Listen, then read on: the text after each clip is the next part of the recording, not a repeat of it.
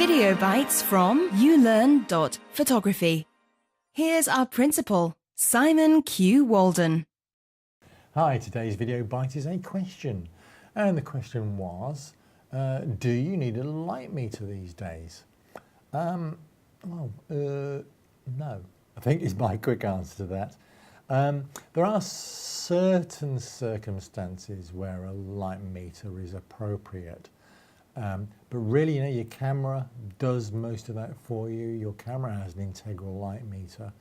And more importantly now, because you can just chimp straight onto the back of the camera and just look at what you've caught, the things that you'd previously used a light meter for back in the film days, just the fundamental issue of, is it correctly exposed?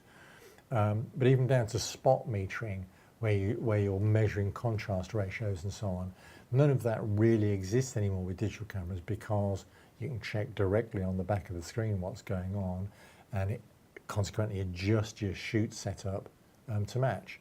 So other one would be studio light meter, a flash light meter, which is quite different than a regular light meter. So a regular light meter measures the ambient light, much as your camera does. A flash meter doesn't do that at all. What it does, it measures the peak of a studio flash going off, which is very, very different than the ambient light, of course. No, I don't use one of those either. Very occasionally in the studio, actually funny enough, particularly when I'm setting up the high key cove and I'm just making sure the lights are calibrated correctly, I might do it then.